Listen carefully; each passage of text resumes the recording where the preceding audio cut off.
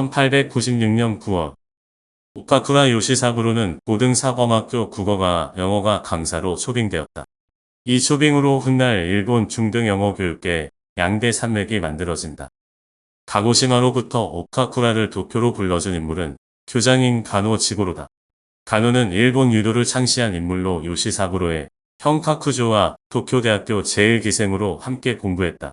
가노가 요시사부로를 처음 만난 건 1894년 여름에 열린 조선 국민의 교육신안에 대한 상담회에서였다.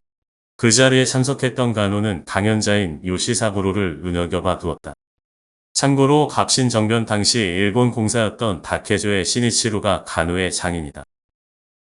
이듬해 오카쿠라는 교수로 임명되었다. 최근에는 도쿄의 국어학교에서도 조선어 강의 요청이 들어올 정도로 다방면으로 무척 바빴다. 그러던 어느 날 주일 프랑스 공사관 통역관을 역임한 모리스 쿠랑이 3200여 건의 조선 서적 목록과 해제를 수록한 한국 서지 3권을 출간했다는 소식을 전해 들었다. 조선에서 그를 처음 만났고 자신이 귀국한 후 얼마 지나지 않아 쿠랑도 도쿄로 배속받아 다시 만난 적이 있었다. 쿠랑은 조선문헌 서지 작업을 하고 있으며 조선의 문학에 관해 자문을 구했다. 그때 언급했던 오카쿠라의 발표 논문 조선의 문학도 한국 서지 1권에 실려 있었다. 학자적인 면모를 갖춘 인물이기는 하나 그다지 길지 않은 조선 체류 기간을 감안할 때 조선에 대한 각별한 애정이 있지 않고서는 그렇게 방대한 책을 저술하기가 쉽지 않았을 것이다.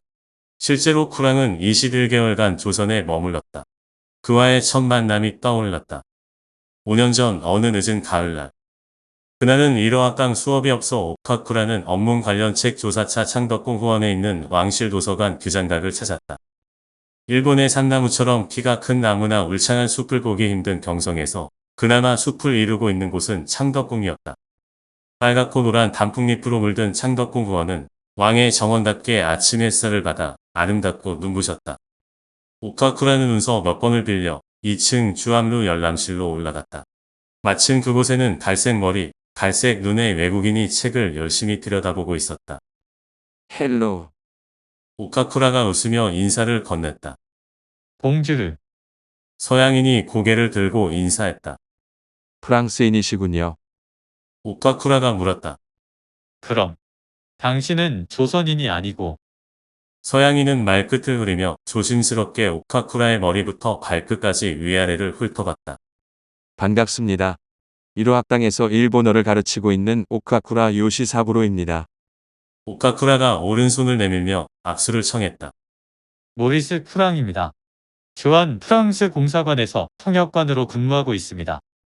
서양인이 오카쿠라의 손을 마주 잡으며 자신을 소개했다.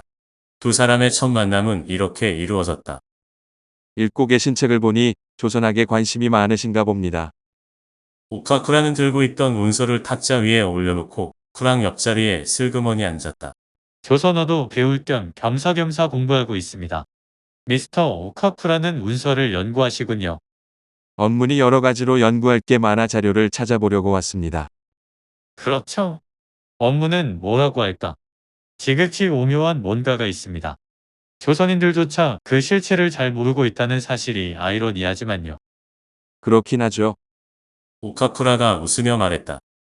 일본어와 조선어가 언어학적으로 무척 닮아 동일 계통이라고 하는데 일본에서는 업문의 기원에 대해 어떻게 보고 있나요? 개인적인 생각입니다만 창제 당시 상황을 고려하면 독창적인 것이라기보다는 모방한 것이 맞다고 봅니다. 그렇죠. 쿠랑은 뭔가를 더 말할 듯 하다가 마른 침을 꿀꺽 삼켰다. 그 무렵 쿠랑은 동국문헌 비고 중 악고편에 실린 정인지 서문을 통해 훈민정음 창제 시기와 설총이 만든 것이 훈민정음이 아니고 이두라는 사실을 알았다. 잠시 뒤 쿠랑이 자리를 뜨려는지 책과 가방을 주섬주섬 챙기기 시작했다. 유익한 시간이었습니다. 기회가 닿으면 언제 한번 만나 좀 더 깊이 있는 대화를 나눠보고 싶군요. 그렇게 하시죠. 방과 후면 언제든지 환영합니다. 그늘 내로 찾아뵙겠습니다. 저는 이만 실례하겠습니다. 이후 두 사람은 이듬해 3월 쿠랑이 베이징으로 정근 가기 전까지 몇 차례 더 만남을 가졌다. 쿠랑은 파리 동양어학교 출신으로 1888년 졸업 후 통역관 실습생 자격으로 베이징 프랑스 공사관에서 근무를 시작했다. 1890년 5월 정식 통역관 승진에 탈락한 데다가 관심도 없던 극동의 작은 나라 조선으로 배속받아 침울해 있었다. 플랑시 프랑스 공사는 그런 쿠랑에게 자신이 수집한 조선문헌 목록 검토와 해제 작업을 함께하자고 권유했다. 그렇게 시작한 조선학 연구였지만 쿠랑은 한국서지라는 대작을 남기게 된다. 한국서지는 1894년부터 1901년까지 출판되었고 본책 3권과 보유판 1권으로 발간됐다. 한국고서를 교회 언어 유교 문목 의범 사서 기회 교문 교통의 국어로 나누고 총 3821종의 자료를 수록했다. 조선에서 이 책의 출간을 처음으로 알린 사람은 대영성서공회 소속 선교사인 알렉스 캔뮤어의 부인인 A.H. 캔뮤어였다. 그녀는 1897년 더 코리안 리포지터리 6월호와 7월호에 걸쳐 쿠랑의 한국서지를 소개했다. 오카쿠라는 쿠랑의 책을 구해 읽다가 잠시 멈추고 생각에 잠겼다. 흥미로운 부분이 있어서다. 쿠랑은 책 한 권 분량의 서로 마지막 부분에서 조선에 대해 다음과 같이 말했다.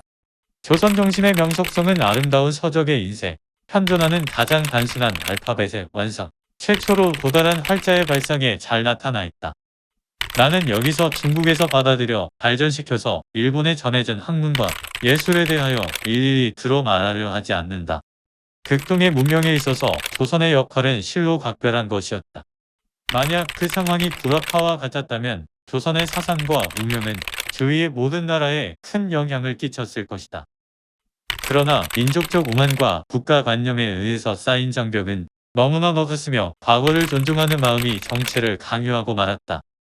방대한 두 이웃, 하나는 예술과 전쟁과 조직에 있어서 또 하나는 문학의 모든 분야와 실생활의 투쟁에 있어서 뛰어난 재능을 타고난 두 이웃 사이에 끼어서 교통이 어렵고 가난한 나라 조선은 특히 최근 몇 세기 동안 약탈과 정복을 당하기 위한 것 이외에는 외국인과 접촉이 없었다.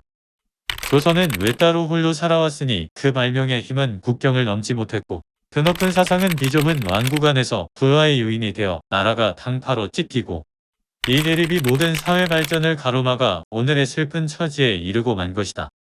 이리하여 이민족의 천부적 재능은 도리어 스스로를 해치게 되었으며 냉혹한 운명의 족쇄가 채워져 그 미덕과 천재를 충분히 발휘할 수 없었던 것이다. 이보다 더 조선 문명의 정수를 잘 표현한 글이 있을까? 쿠랑은 여기서 한 걸음 더 나아가 그 속에 내재된 조선의 잠재력마저 읽고 있는 듯했다.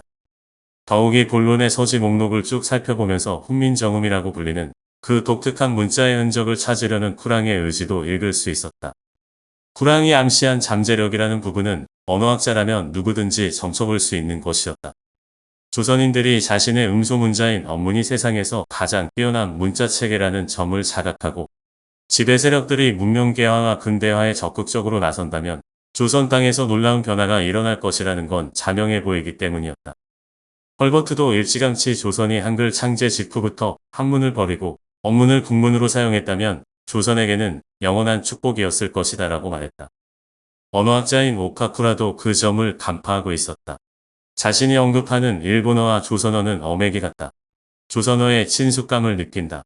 는 표현도 일본 지식인들은 인정하기 싫겠지만 한자나 불교 같은 고대 문명의 전파 경로를 생각하면 당연한 것이었다.